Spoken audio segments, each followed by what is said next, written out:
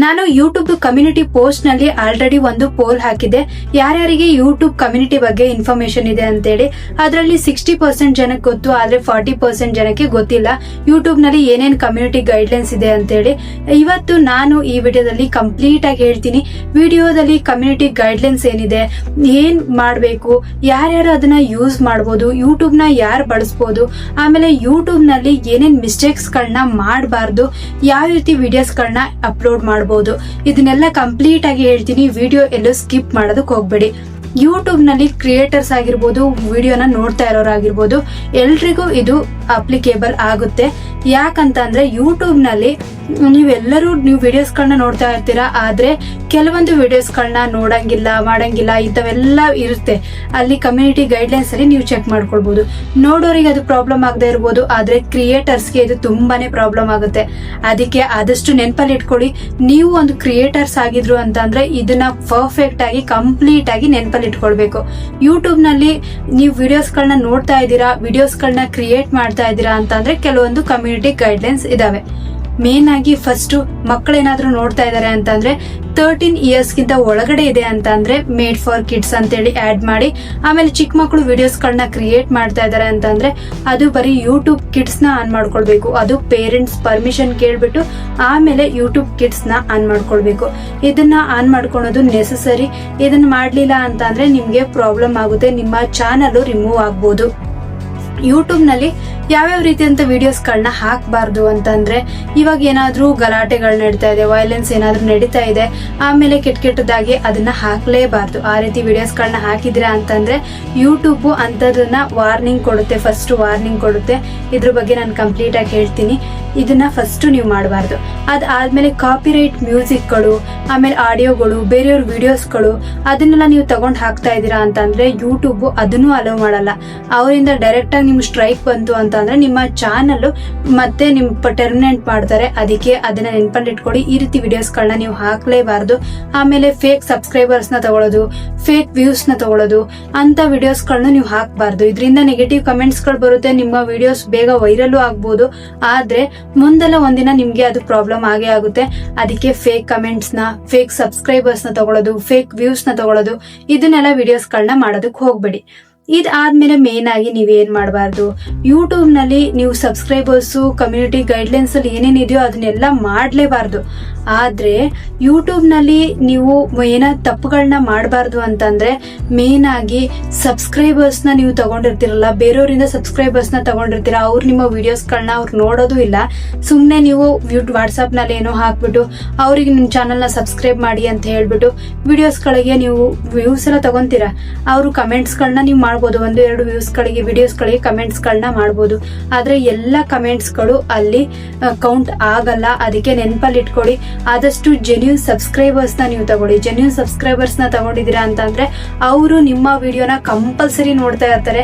ನಿಮ್ಮ ವಿಡಿಯೋಸ್ ಗಳಿಗೆ ಏನೇ ಪ್ರಾಬ್ಲಮ್ ಆಗಲ್ಲ. ಅದನ್ನ ನೆನಪಲ್ಲಿ ಇಟ್ಕೊಳ್ಳಿ. ಯೂಟ್ಯೂಬ್ ನಲ್ಲಿ ಸ್ಪ್ಯಾಮ್ ಮಾಡೋದು ಇಂಥದ್ದೆಲ್ಲ ತುಂಬಾನೇ ಇದಾವೆ. ನೀವು ಇನ್ಸ್ಟಾಗ್ರಾಮ್ ಅಲ್ಲಿ ಯಾವ ರೀತಿ ಯೂಸ್ ಮಾಡ್ತಿರಲ್ವಾ, ಅದೇ ರೀತಿ ಯೂಟ್ಯೂಬ್ ನಲ್ಲೂ ಕಮ್ಯುನಿಟಿ ಗೈಡ್ಲೈನ್ಸ್ ಗಳಿದಾವೆ. ಅವೆಲ್ಲ ನೀವು ಮಾಡಿದೀರಾ ಅಂತಂದ್ರೆ ಅದರಿಂದ ನಿಮ್ ಚಾನಲ್ಗೆ ಪ್ರಾಬ್ಲಮ್ ಆಗುತ್ತೆ. ಯೂಟ್ಯೂಬ್ ಕಮ್ಯುನಿಟಿ ಗೈಡ್ಲೈನ್ಸ್ ಅಂತ ಅಂದ್ರೆ ಏನು? ಯೂಟ್ಯೂಬ್ ಕಮ್ಯುನಿಟಿ ಗೈಡ್ಲೈನ್ಸ್ ಅಂತ ಅಂದ್ರೆ, ಇವಾಗ ನಿಮ್ಮ ವಿಡಿಯೋಸ್ ನಲ್ಲಿ ನೀವೇನಾದ್ರೂ ತಪ್ಪು ಮಾಡಿರ್ತೀರಾ. ಆ ತಪ್ಪು ಮಾಡಿದೀರಾ ಅಂತಂದ್ರೆ ಫಸ್ಟ್ ನಿಮ್ಗೆ ವಾರ್ನಿಂಗ್ ಕೊಡ್ತಾರೆ. ಕಮ್ಯುನಿಟಿ ಗೈಡ್ಲೈನ್ಸ್ ಅಲ್ಲಿ ಫಸ್ಟ್ ವಾರ್ನಿಂಗ್ ಕೊಡ್ತಾರೆ. ವಾರ್ನಿಂಗ್ ಕೊಟ್ಟು ಇದನ್ನ ಮಾಡಬಾರ್ದು ಅಂತೇಳಿ ನಿಮ್ಗೆ ಯಾವ್ದಾದ್ರು ಒಂದು ಮೇಲ್ ಬರ್ಬೋದು. ಅದಾದ್ಮೇಲೆ ಸ್ಟ್ರೈಕ್ ಬರುತ್ತೆ. ಸ್ಟ್ರೈಕ್ 3 ಸ್ಟ್ರೈಕ್ ಬರುತ್ತೆ ನಿಮ್ಗೆ. ನೀವು ಪದೇ ಪದೇ ಅದೇ ತಪ್ಪನ ಮಾಡ್ತಾ ಇದ್ರೆ, ಇವಾಗ ಫಾರ್ ಎಕ್ಸಾಂಪಲ್ ಡಿಸ್ಕ್ರಿಪ್ಷನ್ ಅಲ್ಲಿ 15 ಹ್ಯಾಶ್ಟ್ಯಾಗ್ಸ್ ಹಾಕ್ಬೇಕು ಅಂತ ಅಂದ್ರೆ ನೀವು ಒಂದು 50 ಹ್ಯಾಶ್ಟ್ಯಾಗ್ಸ್ ನ ಹಾಕಿದೀರಾ ಅಂತ ಅಂದ್ರೆ ಅಲ್ಲಿ ನೀವು ಯೋಚನೆ ಮಾಡಿ, ಅದು ಸ್ಪ್ಯಾಮ್ ಆಗುತ್ತೆ. ಆ ತಪ್ಪನ ಮಾಡಿದೀರಾ ಅಂತ ಅಂದ್ರೆ ಅಂತದ್ರಲ್ಲಿ ನಿಮ್ಗೆ ಅವರು ಇವಾಗ ಸ್ಟ್ರೈಕ್ ನ ಕೊಡ್ತಾರೆ, 3 ಸ್ಟ್ರೈಕ್ ಕೊಡ್ತಾರೆ. ಇದಾದ್ಮೇಲೆ ಏನಾಗುತ್ತೆ, ನಿಮ್ ಚಾನಲ್ ನ ಸಸ್ಪೆಂಡ್ ಮಾಡ್ತಾರೆ, ಡಿಸೇಬಲ್ ಆಗ್ಬೋದು, ಕಂಪ್ಲೀಟ್ ಆಗಿ ಸಸ್ಪೆಂಡ್ ಆಗ್ಬೋದು. ಈ ರೀತಿ ಎಲ್ಲ ಆಗುತ್ತೆ. ನೀವು ಈ ಸ್ಟ್ರೈಕ್ ಕೊಟ್ಟಾಗ, ಕಾಪಿರೈಟ್ ಬಂದಾಗ ಇವಾಗನೇ ಎಚ್ಚೆತ್ಕೊಳ್ಬೇಕು ನೀವು. ಅವಾಗನೇ ನೀವು ಅನ್ಕೋಬೇಕು, ಓಕೆ ನಾನು ತಪ್ಪು ಮಾಡ್ತಾ ಇದ್ದೀನಿ, ಎಲ್ಲಿ ತಪ್ಪು ಮಾಡ್ತಾ ಇದ್ದೀನಿ, ಎಲ್ಲಿ ತಪ್ಪು ಮಾಡಬಾರ್ದು ಅದನ್ನ ನೋಡ್ಬಿಟ್ಟು, ಆಲ್ರೆಡಿ ಅಲ್ಲಿ ಕಮ್ಯುನಿಟಿ ನೀವು ಕಾಪಿರೈಟ್ ಅಂತ ಇದೆ ಅಲ್ವಾ, ಆ ಕಾಪಿರೈಟ್ ಅಲ್ಲಿ ಆಲ್ರೆಡಿ ಬಂದಿರುತ್ತೆ, ಈ ರೀತಿ ತಪ್ಪು ಮಾಡಿದೀರಾ, ಇಲ್ಲಿ ನೀವು ಮ್ಯೂಸಿಕ್ ಬಂದಿದೆ, ಬ್ಯಾಕ್ ಗ್ರೌಂಡ್ ಮ್ಯೂಸಿಕ್ ಬಂದಿದೆ, ಹಿಂಗ್ ಬಂದಿದೆ ಹಂಗ್ ಬಂದಿದೆ ಅಂತ ಅಲ್ಲಿ ಆಲ್ರೆಡಿ ಮೆನ್ಷನ್ ಮಾಡಿರ್ತಾರೆ. ಅದನ್ನ ನೀವೇನ್ ಮಾಡ್ಬೇಕು, ಅದನ್ನ ನೀವು ಮುಂದೆ ಬೇರೆ ವಿಡಿಯೋಸ್ಗಳಲ್ಲಿ ಆ ತಪ್ಪುಗಳನ್ನ ಮಾಡಬಾರ್ದು. ಆ ತಪ್ಪುಗಳನ್ನ ನೀವು ಮಾಡಿಲ್ಲ ಅಂತ ಅಂದ್ರೆ ಆವಾಗ ನಿಮ್ಮ ಚಾನಲ್ಗೆ ಯಾವುದೇ ಪ್ರಾಬ್ಲಮ್ ಆಗಲ್ಲ. ಅದಕ್ಕೆ ಯೂಟ್ಯೂಬ್ ಕಮ್ಯುನಿಟಿ ಗೈಡ್ಲೈನ್ಸ್ ನಲ್ಲಿ ಇವೆಲ್ಲ ಫಾಲೋ ಮಾಡಲೇಬೇಕು ನೀವು. ಈ ರೀತಿ ನೀವು ಏನಾದ್ರೂ ತಪ್ಪಾಗಿ ಏನಾದ್ರೂ ವಿಡಿಯೋಸ್ಗಳನ್ನ ಹಾಕ್ತಾ ಇದ್ದೀರಾ ಅಂತಂದ್ರೆ ಇವಾಗನೇ ಅದನ್ನ ಎಚ್ಚೆತ್ಕೊಳ್ಬೇಕು. ಒರಿಜಿನಲ್ ಕಂಟೆಂಟ್ ಗಳನ್ನ ಮಾಡಿ, ನಿಮ್ಮ ಫೇಸ್ ರೆಕಗ್ನೈಸ್ ಆಗ್ಲಿ. ವಿಡಿಯೋಸ್ಗಳನ್ನ ವಾಯ್ಸ್ ನ ಹಾಕ್ತೀರಾ, ಅದು ಎಲ್ಲದಕ್ಕೂ ಮಾನಿಟೈಸೇಷನ್ ಆಗುತ್ತೆ ಅನ್ನೋ ಯಾವ ಗ್ಯಾರಂಟಿ? ಅದ್ರೊಳಗೆ ಏನಾದ್ರೂ ತಪ್ಪುಗಳಾಗಿತ್ತು ಅಂತ ಅಂದ್ರೆ ನಿಮ್ ಚಾನಲ್ಗೆ ಪ್ರಾಬ್ಲಮ್ ಆಗುತ್ತೆ. ಅದ ಆಗ್ಬಾರ್ದು ಅಂತಂದ್ರೆ ನೀವು ಒರಿಜಿನಲ್ ಕಂಟೆಂಟ್ ಗಳನ್ನ ಮಾಡಿ. ಇವಾಗ ಒಂದು ಸ್ಟೋರಿ ಹೇಳ್ತಾ ಇದ್ದೀರಾ ಅಂತಂದ್ರೆ ಆ ಸ್ಟೋರಿ ಹೇಳಿ. ನಿಮ್ ಫೇಸ್ ರೆಕಗ್ನೈಸ್ ಆಗೋದು ನಿಮ್ಗೆ ಇಷ್ಟ ಇಲ್ಲ ಅಂತಂದ್ರು ಸ್ಟೋರಿ ಹೇಳಿ, ಆದ್ರೆ ಬ್ಯಾಕ್ ಗ್ರೌಂಡ್ ಅಲ್ಲಿ ವಾಯ್ಸು ನಿಮ್ದೇ ಕೊಡಿ. ಈ ರೀತಿ ಮಾಡಿದಿರಾ ಅಂದ್ರೆ ಮಾನಿಟೈಸೇಷನ್ಗೆ ಏನು ಪ್ರಾಬ್ಲಮ್ ಆಗಲ್ಲ. ಈಗ ಮಾನಿಟೈಸೇಷನ್ ವಿಷಯಕ್ಕೆ ಬರ್ತೀನಿ. ಮಾನಿಟೈಸೇಷನ್ ಅಂತಂದ್ರೆ, ಈಗ ಮಾನಿಟೈಸೇಷನ್ ಎಲ್ರಿಗೂ ಮಾನಿಟೈಸೇಷನ್ ಒಂದೇ ಸಲ ನಿಮ್ಗೆ 1 ಸಬ್ಸ್ಕ್ರೈಬರ್ ಇದಾರೆ ಅಂತಂದ್ರೆ ಮಾನಿಟೈಸೇಷನ್ ಆಗೋದಿಲ್ಲ. ಅದ್ರೊಳಗೂ ಪಾಲಿಸೀಸ್ ಇದೆ. 1000 ಸಬ್ಸ್ಕ್ರೈಬರ್ಸ್ 4000 ವಾಚಿಂಗ್ ಅವರ್ಸ್ ಆಗಿರ್ಲೇಬೇಕು. ಇಲ್ಲ ಅಂತಂದ್ರೆ 500 ಸಬ್ಸ್ಕ್ರೈಬರ್ಸ್ 3000 ವಾಚಿಂಗ್ ಅವರ್ಸ್ ಆಗಿದೆ.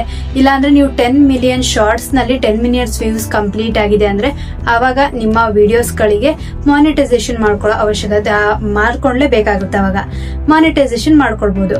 Monetisation ಮಾಡ್ಕೊಳ್ತೀರಾ, okay. ಮಾನಿಟೈಸೇಷನ್ ಮಾಡ್ಕೊಂಡ್ಮೇಲೆ ಏನಾಗುತ್ತೆ, ಈಗ ನೀವು ಮಾನಿಟೈಸೇಷನ್ ಮಾಡ್ಕೊಂಡ ತಕ್ಷಣ ಕಾಪಿರೈಟು, ಸ್ಟ್ರೈಕು ಏನ್ ಬಂದ್ರು ನಿಮ್ಗೆ ಏನು ಪ್ರಾಬ್ಲಮ್ ಇಲ್ಲ ಅಂತ ಅನ್ಕೊಳ್ಳೇಬೇಡಿ. ಮಾನಿಟೈಸೇಷನ್ ಆಗಿದೆ ಅಂದ್ರೂ ನೀವು ಕೇರ್ಫುಲ್ ಆಗಿರ್ಬೇಕು. ಮಾನಿಟೈಸೇಷನ್ ಆದ್ಮೇಲೆ ಏನಾಗುತ್ತೆ, ಅವ್ರು ಮತ್ತೆ ರಿವ್ಯೂ ಮಾಡ್ಬೋದು. ನಿಮ್ಮ ಚಾನಲ್ ಏನಾದ್ರೂ ಕಾಪಿರೈಟ್ ಇದೆಯಾ, ಸ್ಟ್ರೈಕ್ ಇದೆಯಾ, ಏನಾದ್ರೂ ಪ್ರಾಬ್ಲಮ್ ಇದೆಯಾ, ಅವ್ರು ಯಾವಾಗ ಬೇಕಾದ್ರೂ ಅದನ್ನ ರಿವ್ಯೂ ಮಾಡ್ಬೋದು. ಅದಕ್ಕೆ ನೀವು ಒಂದು ವಿಡಿಯೋ ಹಾಕ್ತಾ ಇದ್ರ ಅಂದ್ರೆ ಪ್ರತಿಯೊಂದು ವಿಡಿಯೋಗೂ ಒಳ್ಳೆ ರೀತಿಯಲ್ಲಿ ನೀವು ವಿಡಿಯೋಸ್ಗಳನ್ನ ಹಾಕ್ಬೇಕು. ನಿಮ್ದು ಓನ್ ಕಂಟೆಂಟ್ ಆಗಿರ್ಬೋದು, ಬೇರೆ ಏನೋ ಸ್ಟೋರಿ ಹೇಳೋದಾಗಿರ್ಬೋದು, ಟ್ರಾವೆಲ್ ಮಾಡೋದಾಗಿರ್ಬೋದು, ಏನೇ ಮಾಡ್ತಾ ಇದ್ದೀರಾ ಅಂತ ಅಂದ್ರೆ ಅವಾಗ ನಿಮ್ಮ ವಿಡಿಯೋಸ್ಗಳಿಗೆ ನೀವು ಜಾಸ್ತಿ ಪ್ರಿಫರೆನ್ಸ್ ಕೊಡಬೇಕು. ಆ ವಿಡಿಯೋಸ್ ಅಲ್ಲಿ ಕಾಪಿರೈಟ್ ಬರ್ಲಾರ್ದಂಗೆ, ಸ್ಟ್ರೈಕ್ ಬರ್ಲಾರ್ದಂಗೆ ನೋಡ್ಕೊಳ್ಳೇಬೇಕು. ಮಾನಿಟೈಸೇಷನ್ ಆದ್ಮೇಲೂ ಅವರು ಡಿಸೇಬಲ್ ಮಾಡ್ಬೋದು, ನಿಮ್ಮ ಚಾನಲ್ ನ ಸಸ್ಪೆಂಡ್ ಮಾಡ್ಬೋದು. ಈ ರೀತಿ ಎಲ್ಲ ಪಾಲಿಸೀಸ್ ಇದೆ. ಯೂಟ್ಯೂಬ್ ನಲ್ಲಿ ವಿಡಿಯೋಸ್ಗಳನ್ನ ಕ್ರಿಯೇಟ್ ಮಾಡೋದು, ಒಂದಿನಕ್ಕೆ ಫೇಮಸ್ ಆಗ್ಬಿಟ್ಟು ಆಮೇಲೆ ವಿಡಿಯೋಸ್ಗಳಿಗೆ ನಮ್ಗೆ ಅಮೌಂಟ್ ಬರುತ್ತೆ ಅನ್ನೋದೆಲ್ಲ ಸುಳ್ಳು. ಎಷ್ಟು ಕಷ್ಟ ಪಡ್ಬೇಕು, 1 ವರ್ಷ ನಾವು ನಮ್ ಕೆಲ್ಸ ಅಲ್ಲ ಅದು ಅಂತೇಳಿ 1 ವರ್ಷ ಕಷ್ಟ ಪಡ್ಬೇಕಾಗಿರುತ್ತೆ. ಆ ರೀತಿ ವಿಡಿಯೋಸ್ಗಳಿಗೆ ನೀವು ಎಫರ್ಟ್ ಹಾಕ್ಲೇಬೇಕು. ಈಗ ನಾವೇನಾದ್ರೂ ವಿಡಿಯೋಸ್ಗಳಿಗೆ ಇರ್ತಿ ಯಾವ ರೀತಿ ಅಂತಂದ್ರೆ, ಈ ಯೂಟ್ಯೂಬ್ ಹೆಂಗೆ ಅಂತಂದ್ರೆ ಮೇನ್ ಆಗಿ ಇವಾಗ ನಮ್ಗೆ ಅಕ್ಕಿ ಬೇಕು ಅಂತ ಅಂದ್ರೆ ಇವಾಗ ನಾವು ರೈಸ್ ತಗೊಂಡೋಗಿ ನಾವು ಶಾಪಲ್ಲಿ ಹೋಗಿ ತಗೋ ಬರ್ತೀವಿ. ಆದ್ರೆ ಅದನ್ನ ಬಿತ್ತೋದಕ್ಕೆ, ಅದು ತೆನೆ ಬರೋ ತನಕ ಕಾಯೋದಕ್ಕೆಲ್ಲ ಎಷ್ಟು ಕಷ್ಟ ಪಡ್ತಿರಲ್ಲ, ಅಷ್ಟೋ ತನಕ ಅವ್ರು ವೆಯ್ಟ್ ಮಾಡ್ಬೇಕು. ವೆಯ್ಟ್ ಮಾಡ್ದಾರ್ದಂಗೆ ಒಂದೇ ದಿನಕ್ಕೆ ಅದು ಭತ್ತ ಬಂದ್ಬಿಡಲ್ಲ, ಅಕ್ಕಿ ಬಂದ್ಬಿಡಲ್ಲ. ಅದೇ ತರ ಇಲ್ಲೂ 1 ವರ್ಷ ನಾವು ಕಷ್ಟ ಪಡ್ಬೇಕು. ಕಷ್ಟಪಟ್ಬಿಟ್ಟು ಒಳ್ಳೊಳ್ಳೆ ಕಂಟೆಂಟ್ ಗಳನ್ನ ಕೊಡ್ಬೇಕು. ಸ್ಪ್ಯಾಮ್ ಮಾಡೋದು, ಫೇಕ್ ಮಾಡೋದು, ಇಂಥವೇನಾದ್ರೂ ಮಾಡಿದೀರಾ ಅಂತಂದ್ರೆ ನಿಮ್ಮ ಚಾನಲ್ ಮಾನಿಟೈಸೇಷನ್ ಆಗಲ್ಲ. ಮಾನಿಟೈಸೇಷನ್ ಆದ್ಮೇಲೆ ಮಾಡಿದೀರಾ ಅಂತಂದ್ರು ಅವಾಗ್ನು ಡಿಸೇಬಲ್ ಮಾಡ್ಬೋದು, ಸಸ್ಪೆಂಡ್ ಮಾಡ್ಬೋದು. ಅದಕ್ಕೆ ನೆನಪಲ್ಲಿ ಇಟ್ಕೊಳ್ಳಿ, ಯೂಟ್ಯೂಬ್ ಕಮ್ಯುನಿಟಿ ಗೈಡ್ಲೈನ್ಸ್ ನ ನೀವು ಪರ್ಫೆಕ್ಟ್ ಆಗಿ ಫಾಲೋ ಮಾಡ್ಲೇಬೇಕು. ಯೂಟ್ಯೂಬ್ ನಲ್ಲಿ ಏನಿದೆ, ಹ್ಯಾಶ್ ಟ್ಯಾಗ್ಸ್ ನ ಜಾಸ್ತಿ ಹಾಕಂಗಿಲ್ಲ. ಡಿಸ್ಕ್ರಿಪ್ಷನ್ ಅಲ್ಲಿ ಹ್ಯಾಶ್ ಟ್ಯಾಗ್ಸ್ ನ ಜಾಸ್ತಿ ಹಾಕಿದ್ರೆ ಅಂತಾದ್ರೆ ಅದು ಸ್ಪ್ಯಾಮ್ ಆಗುತ್ತೆ. ಅದಕ್ಕೆ ಜಾಸ್ತಿ ಡಿಸ್ಕ್ರಿಪ್ಷನ್ ಅಲ್ಲಿ ಹಾಕಕ್ ಹೋಗ್ಬೇಡಿ.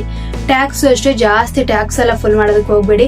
ಇವಾಗ ರೀಸೆಂಟ್ ಆಗಿ ಬಂದಿರೋ ಆಲ್ಗೋರಿದಮ್ ಪ್ರಕಾರ ಹ್ಯಾಶ್ ಟ್ಯಾಗ್ ಏನು ವರ್ಕ್ ಮಾಡಲ್ಲ. ನೀವು ಏನೇನ್ ವರ್ಕ್ ಮಾಡಿರ್ತೀರಾ, ಇವಾಗ ಸರ್ಚ್ ಬಾರ್ ನಲ್ಲಿ ಹೋಗಿ ಸರ್ಚ್ ಮಾಡಿದ ತಕ್ಷಣ ಎಷ್ಟು ಟ್ಯಾಕ್ಸ್ ಗಳು ಬಂದಿರ್ತವೆ, ಇವೇ ಜನರು ಸರ್ಚ್ ಮಾಡ್ತಾ ಇರೋದು. ಅದನ್ನ ನೆನಪಲ್ಲಿ ಇಟ್ಕೊಂಡ್ಬಿಟ್ಟು ವಿಡಿಯೋಸ್ ಗಳಿಗೆ ಅದೇ ಟ್ಯಾಗ್ಸ್ ಗಳನ್ನ, ಹ್ಯಾಶ್ ಟ್ಯಾಗ್ಸ್ ಗಳನ್ನ ಆಡ್ ಮಾಡಿ.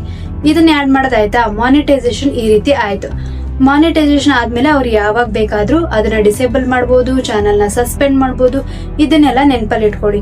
ನಿಮ್ಗೆ ಇವಾಗ ಇದಿಷ್ಟು ಆದ್ಮೇಲೆ ನಿಮ್ಗೆಲ್ಲ ಆಡ್ಸ್ ಬರ್ತಾ ಇರುತ್ತೆ. ಇವಾಗ ನೋಡಿರ್ಬೋದು, ನಿಮ್ಗೆ ಮಾನಿಟೈಸೇಷನ್ ಆಗಿರಲ್ಲ, ಆದ್ರೂ ನಿಮ್ಗೆ ಅಡ್ವರ್ಟೈಸ್ಮೆಂಟ್ ಗಳು ಬರ್ತಾ ಇದಾವೆ. ಅದ್ ಬಂದಾಗ ಅದೇನಾದ್ರೂ ನಮ್ಗೆ ಕೌಂಟ್ ಆಗುತ್ತಾ ಅಂತೇಳಿ ಎಲ್ಲ ಡೌಟ್ ಇರುತ್ತೆ. ಮಾನಿಟೈಸೇಷನ್ ಆದಾಗ ನಿಮ್ಗೆ ಆಡ್ಸ್ ಬರ್ತಾ ಇದಾವೆ, ಕೌಂಟ್ ಆಗ್ತಾ ಇದೆ ಅಂತಂದ್ರೆ ನಿಮ್ಗೆ ಅಲ್ಲಿ ಅರ್ನಿಂಗ್ಸ್ ಆಗ್ತಾ ಇರುತ್ತೆ. ಆದ್ರೆ ನಾವು ಮಾನಿಟೈಸೇಷನ್ ಆಗೋದಕ್ಕಿಂತ ಮೊದಲೇ ನಮ್ಗೆ ಆಡ್ಸ್ ಎಲ್ಲ ಬಂದಾಗೆಲ್ಲ ಅದು ಕೌಂಟ್ ಆಗಲ್ಲ. ಅದೇನ್ ಮಾಡ್ಬೇಕು ಅಂತಂದ್ರೆ ನೀವು ನಿಮ್ಗೆ 1000 ಸಬ್ಸ್ಕ್ರೈಬರ್ಸ್ ಮಾಡ್ಕೊಂಡು 4000 ವಾಚಿಂಗ್ ಅವರ್ ಮಾಡ್ಬಿಟ್ಟು ಆಮೇಲೆ ನೀವು ಮಾನಿಟೈಸೇಷನ್ ಅಪ್ಲೈ ಮಾಡಾಗ್ತದಲ್ಲ, ಆಮೇಲಿಂದ ಅಲ್ಲಿ ಕೌಂಟ್ ಆಗುತ್ತೆ. ನಿಮ್ಗೆ ಎಷ್ಟು ವ್ಯೂಸ್ ಬರ್ತಾ ಇದೆ, ಎಷ್ಟು ಸಬ್ಸ್ಕ್ರೈಬರ್ಸ್ ಬರ್ತಾ ಇದಾರೆ, ಆಮೇಲೆ ಒಳ್ಳೆ ವ್ಯೂಸ್ ಬರ್ತಾ ಇದೆ ಅಂದ್ರೆ ಒಳ್ಳೆ ರೆವಿನ್ಯೂ ನಿಮ್ಗೆ ಬರುತ್ತೆ. ಅದಕ್ಕೆ ಆಡ್ಸ್ ಅಲ್ಲಿ ನೀವು ಅದೆಲ್ಲ ಕೌಂಟ್ ಆಗೋದೇ ಇಲ್ಲ. ಆದಷ್ಟು ನೀವು ವಿಡಿಯೋಸ್ಗಳನ್ನ ಮಾಡಿ ಒಳ್ಳೊಳ್ಳೆ ವಿಡಿಯೋಸ್ಗಳನ್ನ ಹಾಕ್ತಿದ್ದಾರೆ, ಇವಾಗ ನಿಮ್ಗೆ ಆಡ್ಸ್ ಎಲ್ಲ ಬರ್ತಾ ಇದೆ ಅಂದ್ರೆ ಅದು ತುಂಬಾ ಒಳ್ಳೆ ಖುಷಿ ವಿಚಾರ. ಅದಕ್ಕೆ ಆದಷ್ಟು ನಿಮ್ಮ ವಿಡಿಯೋಸ್ಗಳಿಗೆ ಒಳ್ಳೊಳ್ಳೆ ವ್ಯೂಸ್ ಬರುವಾಗೆ ವಿಡಿಯೋಸ್ಗಳನ್ನ ಮಾಡಿ. ಇವಾಗ ನನ್ನ ವಿಡಿಯೋಸ್ಗಳಿಗೆ ವ್ಯೂಸೇ ಬರ್ತಾ ಇಲ್ಲ, ನಾನು ವಿಡಿಯೋಸ್ಗಳನ್ನ ಅಪ್ಲೋಡ್ ಮಾಡ್ತಾ ಇದ್ದೀನಿ ಅಂತಂದ್ರೆ ನೀವು ಡೈಲಿ ಒಂದೇ ತರ ವಿಡಿಯೋಸ್ಗಳನ್ನ ಮಾಡ್ಕೊಂಡು ಹೋದ್ರೆ ವಿಡಿಯೋಸ್ಗಳು ನಿಮ್ದು ರೆಕಗ್ನೈಸ್ ಆಗಲ್ಲ. ಒಂದೇ ಟಾಪಿಕ್ ಅಲ್ಲಿ, ಇವಾಗ ಒಂದೇ ಕೆಟಗರಿಲಿ ಈಗ ನೀವು ಕುಕಿಂಗ್ ಮಾಡ್ತಾ ಇದೀರಾ, ಕುಕಿಂಗ್ ಅಲ್ಲಿ ರೈಸ್ ಮಾಡೋದು ಹೇಳ್ಕೊಡ್ತಾ ಇದೀರಾ ಅಂತಂದ್ರೆ ನಾಳೆ ಸಾಂಬಾರ್ ಮಾಡ್ಕೊಡೋದು ಹೇಳ್ಕೊಡಿ. ಬರೀ ರೈಸ್ ಅಲ್ಲೇ ನೀವು ಚಿತ್ರಾನ್ನ ಮಾಡೋದು, ಮೊಸರನ್ನ ಮಾಡೋದು ಹೆಂಗೆ ಅಂತ ಹೇಳ್ಕೊಡಕ್ ಹೋಗ್ಬೇಡಿ. ಅದ್ರ ಜೊತೆಗೆ ಸಾಂಬಾರ್ ಮಾಡೋದು ಹೆಂಗ್ ಹಾಕ್ಬೇಕು, ಏನ್ ಮಾಡ್ಬೇಕು, ಬೇರೆ ಏನಾದ್ರೂ ಡಿಶ್ ಏನಾದ್ರೂ ಮಾಡೋದ್ ಹೆಂಗೆ, ದೋಸೆ ಮಾಡೋದ್ ಹೆಂಗೆ, ಇಡ್ಲಿ ಮಾಡೋದ್ ಹೆಂಗೆ, ಅದನ್ನು ಹೇಳ್ಕೊಟ್ಟಿದೀರಾ ಅಂತಂದ್ರೆ ಅವಾಗ ನಿಮ್ಗೆ ಜಾಸ್ತಿ ಸಬ್ಸ್ಕ್ರೈಬರ್ಸ್ ಬರುತ್ತೆ, ವ್ಯೂಸ್ ಬರುತ್ತೆ. ಅದಕ್ಕೆ ನೆನಪಲ್ಲಿ ಇಟ್ಕೊಂಡ್ಬಿಟ್ಟು ವಿಡಿಯೋಸ್ಗಳನ್ನ ಕ್ರಿಯೇಟ್ ಮಾಡುವಾಗ ಇದೆಲ್ಲ ನೆನಪಲ್ಲಿ ಇಟ್ಕೊಳ್ಳಿ. ಕಮ್ಯುನಿಟಿ ಗೈಡ್ಲೈನ್ಸ್ ನ ನೀವು ಫಾಲೋ ಮಾಡಿಲ್ಲ ಅಂತಂದ್ರೆ ನಿಮ್ಮ ವಿಡಿಯೋಸ್ಗೆ ವ್ಯೂಸು ಬರಲ್ಲ. ಎಂಡ್ ಸ್ಕ್ರೀನ್ ನ ಹಾಕೋದನ್ನ ಮರಿಬೇಡಿ, ಕ್ವಿಜ್ ನ ಹಾಕೋದನ್ನ ಮರಿಬೇಡಿ, ಟ್ಯಾಗ್ಸ್ ನ ಹಾಕೋದನ್ನ ಮರಿಬೇಡಿ, ಕಾರ್ಡ್ಸ್ ನ ಹಾಕೋದನ್ನು ಮರಿಬೇಡಿ. ಇವೆಲ್ಲ ಹಾಕಿದ್ರೇನೆ ನಿಮ್ಮ ವಿಡಿಯೋಸ್ ಗಳಿಗೆ ವ್ಯೂಸ್ ಚೆನ್ನಾಗಿ ಬರುತ್ತೆ, ಸಬ್ಸ್ಕ್ರೈಬರ್ಸ್ ಬರ್ತಾರೆ, ಬೇಗ ನಿಮ್ಮ ವಿಡಿಯೋಸ್ ಪುಷ್ ಆಗ್ತವೆ. ಆವಾಗ ನಿಮ್ಮ ವಿಡಿಯೋಸ್ ಗಳಲ್ಲಿ ಜಾಸ್ತಿ ವಿಡಿಯೋಸ್ಗಳು ಪುಷ್ ಆಗ್ಬೇಕು ಅಂತ ಅಂದ್ರೆ ನೀವು ವೈರಲ್ ಆಗಿರೋ ವಿಡಿಯೋಸು, ಟ್ರೆಂಡಿಂಗ್ ಆಗಿರೋ ವಿಡಿಯೋಸು ಇಂಥವನ್ನೆಲ್ಲ ನೀವು ಮಾಡ್ಲೇಬೇಕು. ಆವಾಗ ನಿಮ್ಮ ವಿಡಿಯೋಸ್ಗಳಿಗೆ ವ್ಯೂಸು ಚೆನ್ನಾಗಿ ಬರುತ್ತೆ. ಇದಿಷ್ಟು ಕಮ್ಯುನಿಟಿ ಗೈಡ್ಲೈನ್ಸ್ ಅಲ್ಲಿ ಏನ್ ಫಾಲೋ ಮಾಡ್ಬೇಕು, ಯಾರು ಯೂಟ್ಯೂಬ್ ನ ಯೂಸ್ ಮಾಡ್ಬೇಕು, ಏನ್ ಮಾಡ್ಬೇಕು, ಯಾವ್ದನ್ನ ಫಾಲೋ ಮಾಡಬಾರ್ದು, ಯಾವ್ದನ್ನ ನೀವು ಯೂಸ್ ಮಾಡಬಾರ್ದು, ಯಾವ್ದನ್ನ ನೀವು ಪಾಲಿಸ್ಲೇಬಾರ್ದು ಅಂತೆಲ್ಲ ನಾನು ಕಂಪ್ಲೀಟ್ ಆಗಿ ಹೇಳಿದೀನಿ. ಮಾನಿಟೈಸೇಷನ್ ಅಂದ್ರೆ ಏನು, ಆಡ್ಸ್ ಅಂದ್ರೆ ಏನು, ಇದನ್ನೆಲ್ಲ ಹೇಳಿದೀನಿ. ಇದ್ರೊಳಗೆ ಏನಾದ್ರೂ ನಿಮ್ಗೆ ಡೌಟ್ಸ್ ಇತ್ತು ಅಂತ ಅಂದ್ರೆ ನೀವು ಅಲ್ಲಿ ನನಗೆ ಕಮೆಂಟ್ ಅಲ್ಲಿ ಹೋಗಿ ಹೇಳ್ಬೋದು, ಏನ್ ಡೌಟ್ಸ್ ಇದೆ ನಿಮ್ದು ಅಂತ ಹೇಳಿ ಹೇಳ್ಬೋದು. ಆಮೇಲೆ ನಿಮ್ಗೆ ಏನಾದ್ರೂ ಪ್ರಾಬ್ಲಮ್ ಆಗ್ತಾ ಇದೆ ಅಂತಂದ್ರೆ ಆ ಪ್ರಾಬ್ಲಮ್ಗೂ ನೀವು ಅಲ್ಲಿ ನೀವು ಕೇಳಿದ್ರೆ ನಾನು ಅದಕ್ಕೆ ಸೊಲ್ಯೂಷನ್ಸ್ ಹೇಳ್ತೀನಿ. ನನಗೇನ್ ಗೊತ್ತಿದೆಯೋ ಅದನ್ನ ನಾನು ಹೇಳ್ತೀನಿ. ನಾನೆಲ್ಲ ಕಂಪ್ಲೀಟ್ ಆಗಿ ತಿಳ್ಕೊಂಡಿದ್ದೀನಿ ಯೂಟ್ಯೂಬ್ ಬಗ್ಗೆ ಅಂತ ಹೇಳಲ್ಲ. ನಿಮ್ ಜೊತೆಗೆ ನಾನು ಕಲಿತಾ ಇರ್ತೀನಿ, ಯಾವ ತಪ್ಪು ಇದೆ, ಯಾವ ಸರಿ ಇದೆ ಅಂತ ಹೇಳಿ ನಾನು ತಿಳ್ಕೊಬೇಕಾಗುತ್ತೆ. ಎಲ್ಲ ತಿಳ್ಕೊಂಡ್ಬಿಟ್ಟು ನಾನು ಕಂಪ್ಲೀಟ್ ಆಗಿ ನಿಮ್ಗೆ ಪರ್ಫೆಕ್ಟ್ ಆಗಿರೋ ಆನ್ಸರ್ ಮಾತ್ರ ಕೊಡಕ್ ಸಾಧ್ಯ. ಅದನ್ನ ನಾನು ಮಾಡ್ತೀನಿ. ನಿಮ್ಗೆ ಈ ವಿಡಿಯೋ ಹೇಗೆ ಅನಿಸ್ತು, ಇಷ್ಟ ಆಯ್ತಾ, ನಿಮ್ಗೆ ಇದ್ರ ಜೊತೆಗೆ ಏನಾದ್ರೂ ಕನ್ಫ್ಯೂಷನ್ಸ್ ಇದೆಯಾ, ಏನಾದ್ರೂ ತಪ್ಪಿದ್ಯಾ, ಎಲ್ಲಾನು ನನಗೆ ಕಮೆಂಟ್ ಮಾಡಿ, ನಾನು ಅಲ್ಲಿ ನಿಮ್ಗೆ ರಿಪ್ಲೈ ಮಾಡ್ತೀನಿ. ಈ ವಿಡಿಯೋ ಇಷ್ಟ ಆಗಿತ್ತು ಅಂತ ಅನ್ಕೊಂಡಿದೀನಿ. ಇಷ್ಟ ಆಗಿದ್ರೆ ಲೈಕ್, ಶೇರ್ ಹಾಗೆ ಸಬ್ಸ್ಕ್ರೈಬ್ ಮಾಡೋದನ್ನ ಮರಿಬೇಡಿ. 2 Whites ಕನ್ನಡನ ಸಪೋರ್ಟ್ ಮಾಡಿ, ಸಬ್ಸ್ಕ್ರೈಬ್ ಮಾಡಿ. ನೆಕ್ಸ್ಟ್ ವಿಡಿಯೋದಲ್ಲಿ ಹೀಗೆ ಸಿಗೋಣ. ನಿಮ್ಗೆ ಯಾವ್ದಾದ್ರು ವಿಡಿಯೋಸ್ ಬೇಕು ಅಂತಂದ್ರೆ ನನ್ ಕಮೆಂಟ್ ಮಾಡಿ. Thank you, bye.